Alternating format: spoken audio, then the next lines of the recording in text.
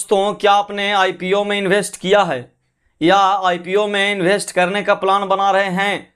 तो आज का इस वीडियो आपके लिए है, क्योंकि आईपीओ का क्रेज तो सभी में होता है, लेकिन अगर आप सही से तैयारी नहीं करते हैं तो आईपीओ में इन्वेस्ट करने के बाद नुकसान भी हो सकता है। आज की इस डिटेल्स वीडियो में मैं आपको बताऊंगा कि किसी भी आईपीओ में इन्वेस्ट करने से पहले आपको किन किन चीज़ों को देखना ज़रूरी है और किन किन चीज़ों को देखने के बाद जैसे आप आईपीओ में इन्वेस्ट करेंगे तो आपको वहां पे फ़ायदा होगा। ये वीडियो आपको बिगिनर से लेकर एक्सपर्ट लेवल तक बनाने में आपको काफ़ी हेल्पफुल होगा, तो आप लोग वीडियो को शुरू से लेकर अंत तक अवश्य देखना। तो चलिए वीडियो को शुरू करते हैं। आज की इस वीडियो में हम लोग बात करेंगे 10 ऐसे पॉइंट्स के बारे में जो आईपीओ में इन्वेस्ट करने से पहले आपको काफ़ी हेल्पफुल होगा। चलिए वीडियो को शुरू करते हैं। आज की इस वीडियो में हम बात करेंगे 10 ऐसे पॉइंट्स के बारे में जो किसी भी आईपीओ में निवेश करने से पहले आपको जानना बहुत ज़रूरी होता है। तो किसी भी आईपीओ में निवेश करने से पहले आपको यहाँ पे 10 पॉइंट्स को आपको समझना जरूरी है। ये 10 पॉइंट्स को मैं यहाँ पे डिटेल समझाया हूँ कि किसी भी आईपीओ में निवेश करने से पहले आपको किन किन बातों को ध्यान में रखना होगा। तो सबसे पहले हम लोग बात करते हैं कि आईपीओ क्या होता है। तो जैसा कि आपको पता है कि आईपीओ का फुल फॉर्म होता है इनिशियल पब्लिक ऑफरिंग, यानी कहने का मतलब है कि कोई भी कंपनी जब पहली बार प्राइवेट से पब्लिक होती है तो उसे आईपीओ लाती है। यानी कहने का मतलब है कि कोई भी प्राइवेट कंपनी जब अपना शेयर को पब्लिक के पास लाती है तो जो ऐसा आईपीओ के तहत ही लाती है।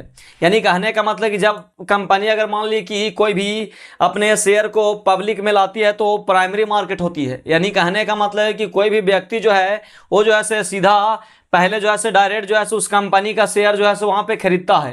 लेकिन जैसे ही अगर मान ली कि वो जो है कंपनी अगर मान ली कि स्टॉक मार्केट में लिस्टेड हो जाती है तो जो है आपको सेकेंडरी मार्केट होता है, जिसमें क्या होता है कि वहाँ पे उनका शेयर जो है ट्रेड होने लगता है। जैसे मान ली एग्जाम्पल में हमने यहाँ पे बात किया है कि जोमेटो ने आईपीओ लॉन्च करके पब्लिक से पैसे उठाए। जैसे मान ली कि आपको यहाँ पे इन सभी पॉइंट्स को जानना होगा। Difference between IPO and secondary market, यानी कहने का मतलब है कि आपको यहाँ पे आईपीओ और सेकेंडरी मार्केट के बारे में जो है आपको जानना होगा। यानी आईपीओ का मतलब होता है कि जब कोई कंपनी अपने शेयर को पब्लिक के पास लाती है पहली बार तो उसको आईपीओ बोलेंगे, और जैसे ही आईपीओ लॉन्च हो जाती है तो लॉन्च होने के बाद उस शेयर का जो है शेयर ट्रेड होती है। यानी कहने का मतलब है कि एक व्यक्ति शेयर को खरीद करके बेचता है, कोई भी आम पब्लिक जो है शेयर को खरीद के बेचता है तो उसको बोलेंगे सेकेंडरी मार्केट। यानी प्राइमरी मार्केट का मतलब हो गया कि वो कंपनी जो है पहली बार अगर मान ली कि डायरेक्ट अगर मान ली कि यहाँ पर आईपीओ लॉन्च करती है तो कंपनी से जो है लोग क्या करते हैं कि शेयर को खरीदते हैं, तो जो है आपका प्राइमरी मार्केट हो गया।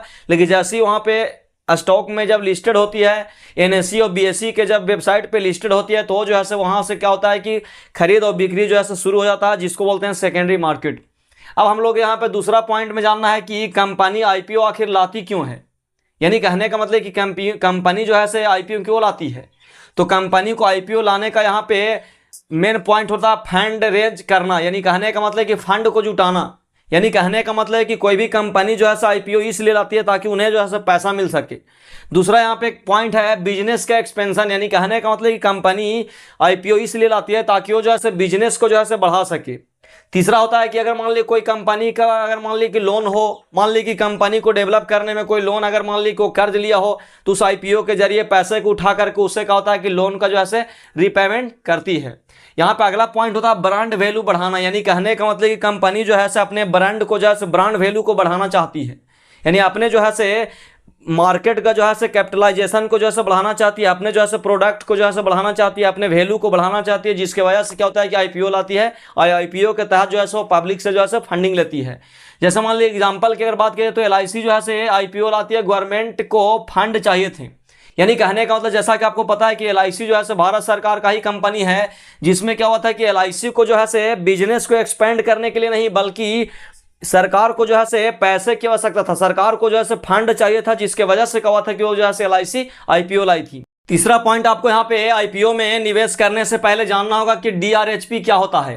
यानी DRHP का फुल फॉर्म होता है ड्राफ्ट रेड हेरिंग फंड, जिसमें क्या होता है कि सेबी के वेबसाइट या NSE BSE पर जो है अवेलेबल होती है, जिसमें क्या होता है कि यहाँ पे प्रमोटर्स कौन है उसके बारे में डिटेल्स दिया रहता है, फाइनेंशियल कंपनी की फाइनेंशियल जो है वहाँ पर रिपोर्ट होता है, समझ गया, बिजनेस का रिस्क होता है, कंपनी IPO का पैसा जो है कहाँ यूज करेगी इसके बारे में डिटेल्स होता है। यानी कहने का मतलब कि कोई भी कंपनी जब क्या होता है कि पहली बार IPO लॉन्च करती है तो जो है DRHP नाम का जो है एक फाइल जो है NSE और BSE के वेबसाइट पे जो है जमा करती है, वहां पे सेबी जो है आपका रेगुलेट करती है, सेबी जो है उससे क्या होता है कि फाइलिंग करवाती है और सेबी जो है वहां पे रिसर्च करता है, चेक करता है। इसमें क्या होता है कि आपको प्रमोटर्स कौन है कंपनी के, कंपनी की फाइनेंशियल क्या है, कंपनी क्या काम करती है, कंपनी कितने साल पुराना है, सब सारा डॉक्यूमेंट्स जो है वहां पे मेंटेन होता है, जिससे क्या होता है कि इन्वेस्टर को जो है फायदा होता है। ये सब चीज को चेक करके इन्वेस्टर जो है उस कंपनी के बारे में फेथ करेंगे और कंपनी में जो है निवेश करेंगे। यहाँ पे आपको चौथा जो है पॉइंट है, जैसे यहाँ पे आपको चौथा पॉइंट में आपको जानना है कि कंपनी का फाइनेंशियल एनालिसिस, यानी कंपनी की फाइनेंशियल एनालिसिस जो है आपको करना होगा, तब जाकर के आप IPO में निवेश करेंगे।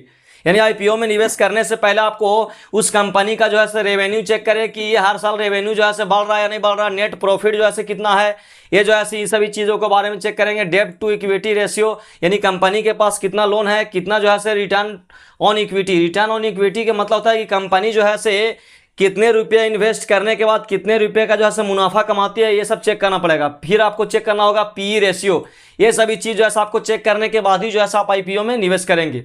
पांचवा यहाँ पे आपको पॉइंट में चेक करना है कि IPO प्राइजिंग और वैल्यूएशन। पांचवा पॉइंट आप चेक करेंगे प्राइजिंग, IPO प्राइजिंग और वैल्यूएशन, यानी कहने का मतलब कि प्राइस बैंड क्या होता है, यानी IPO जो है आया तो कितना पे आया। जैसे मान लीजिए कि कोई भी कंपनी अगर IPO लॉन्च करती है तो उसका एक रेंज होता है कि 100 रुपये से लेकर के 110 रुपये के रेंज में जो है वो देगी।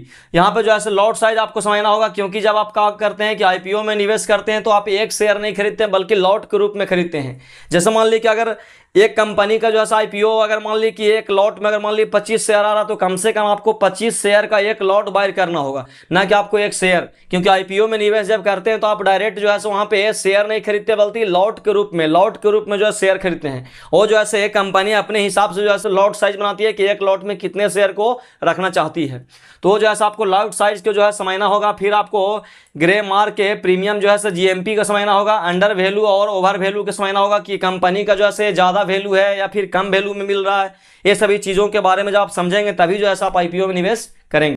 यहाँ पे छठा पॉइंट आपको समझना होगा प्रमोटर्स और एंजल इन्वेस्टर, यानी प्रमोटर्स की क्रेडिबिलिटी, यानी प्रमोटर्स जो है वहाँ पे कितना जो है अपने शेयर को जो है होल्ड किया है, और इंस्टीट्यूशनल इन्वेस्टर का ट्रस्ट, यानी कहने का मतलब कि फॉरेन इन्वेस्टर जो है यहाँ पे ट्रस्ट कर रहे हैं नहीं कर रहे हैं, इसके बारे में भी जो है आपको चेक करना होगा। एंजल इन्वेस्टर जो है कौन होते हैं इसके बारे में आपको जानना होगा। लॉक इन पीरियड क्या होता है, जैसे मान लीजिए कि इन्वेस्टर जो है वहाँ पे जमा करते हैं, जैसे मान लीजिए कि कोई भी अगर IPO नया आती है तो IPO में क्या होता है कि निवेश करने से पहले क्या होता है कि प्रमोटर्स जो है खुद वहाँ निवेश करते हैं, और प्रमोटर्स का जो है 3 साल का एक लॉक पीरियड होता है, जिसमें क्या होता है कि वो कंपनी का शेयर जो है नहीं बेच पाते। इससे क्या होता है कि इन्वेस्टर के लिए जो है फायदेमंद होती है। तो ये सभी चीज़ों के बारे में आपको चेक करना होगा, तब जाकर आप IPO में निवेश करेंगे। सातवां में यहाँ पे चेक करना होगा इंडस्ट्री और पेयर कंपैरिजन, यानी कहने का मतलब कंपनी किस सेक्टर में काम करती है, कंपटीशन का एनालिसिस करना होगा कि जिस सेक्टर में काम करती है उसमें इसका कॉम्पिटिटर कैसा है, ये कंपनी का जो है कॉम्पिटिटर के साथ जो है क्या मतलब जो है तालमेल है, ये जो है कॉम्पिटिटर का मुकाबले आगे बढ़ रहा है कि नहीं बढ़ रहा। मार्केट शेयर और ग्रोथ पोटेंशियल के बारे में जानना होगा कि ये जो है कंपनी जिस क्षेत्र में काम करती है उस क्षेत्र में जो है मार्केट में जो है क्या मतलब ग्रोथ है, इस सभी चीज़ों के बारे में आपको जानना होगा। आठवां पॉइंट में आपको जानना होगा कि यहाँ पे सब्सक्रिप्शन स्टेटस और अलॉटमेंट, यानी कहने का मतलब है कि कंपनी जब IPO लाई है तो IPO जैसे कितना लोग जैसे खरीदे हैं और कितना जो है अलॉटमेंट हुआ, यानी कहने का मतलब है कि यहाँ पे जो है आपको रिटेल जो है QIB HNI ये सब के बारे में जो है आपको कैटेगरी के बारे में समझना होगा। QIB का मतलब होता है कि यानी कहने का मतलब है कि क्वालिफाई इंस्टीट्यूशनल बायर जो है मतलब कितना लेते हैं, और हायर नेटवर्थ इन्वेस्टर जो है मतलब कौन सा मतलब कितना जो है IPO में जो है निवेश कर रहे हैं। सब्सक्रिप्शन जो है कैसे ट्रैक करें, ये सब चीज़ों के बारे में आपको जानना होगा। ज़्यादा सब्सक्रिप्शन का मतलब क्या होता है, इन सभी पैरामीटर्स को आपको चेक करना होगा, तभी जाकर के आप IPO निवेश करेंगे। सातवां यहाँ पर आपको चेक करना होगा listing gain VS long term, यानी कहने का मतलब है कि जब लिस्ट हुआ तो कंपनी जो है लिस्टिंग डे पर प्रॉफिट कैसे मिलता है उसके बारे में आपको जानना होगा, और उसके बाद लॉन्ग टर्म में जो है विजन के बारे में जानना होगा। क्योंकि बहुत से कंपनी क्या होता है कि आईपीओ लाती है, तो आईपीओ लाने के बाद तुरंत जो है आपको हाइप क्रिएट करके क्या होता है कि प्रॉफिट देती है, लेकिन आपको लॉन्ग टर्म विजन बनाना होगा कि कंपनी आईपीओ ला रही है तो उसके लॉन्ग टर्म में जो है फ्यूचर में क्या डिमांड है। 10वां यहाँ पे सबसे लास्ट जो आपको पॉइंट को जानना होगा, कॉमन मिस्टेक के बारे में आपको नहीं करना है। सेल्फ सिर्फ हाइप देखकर जो है इन्वेस्ट नहीं करना है। अगर मान लीजिए कि कोई भी आईपीओ आती है तो सिर्फ हाइप देखकर इन्वेस्ट ना करें कि सभी लोग इन्वेस्ट कर रहे हैं, उसका फंडामेंटल भी चेक करें, कंपनी का जो है DRHP फाइल जो है उसके बारे में अच्छे से रीड करें, तब जाकर के आप इन्वेस्ट करें। फोमो में नहीं आए, यानी कहने का मतलब कि ज़्यादा जो है हवाबाजी में नहीं आए, आप जो है आराम से चेक करने के बाद रिसर्च के बिना जो है इन्वेस्ट ना करें। तो यानी कहने का मतलब कि किसी भी आईपीओ में निवेश करने से पहले इन 10 पैरामीटर्स के बारे में जो है आप समझ लें, तब जाकर के आप निवेश करें। इन 10 पैरामीटर्स को समझने के लिए मैं आपको डिटेल्स आगे का वीडियो लाऊंगा, तो आप जो है इस वीडियो को जो है ज़्यादा से ज़्यादा लोगों को शेयर करें, और चैनल पे नए हैं तो सब्सक्राइब करें। तो दोस्तों, आईपीओ में निवेश करना एक सही डिसीजन हो सकता है, लेकिन सिर्फ आईपीओ में निवेश करना जो है अच्छी बात होता है ऐसा सुन के ना करें, क्योंकि जो है ऐसा जो है आपको नुकसान भी हो सकता है। आईपीओ में निवेश करने से पहले जो है आप सही तरीके से जो है चेक करें, चेक करने के बाद ही जो है आप निवेश करें। तो चलिए मिलते हैं किसी नेक्स्ट वीडियो में, तब तक के लिए धन्यवाद।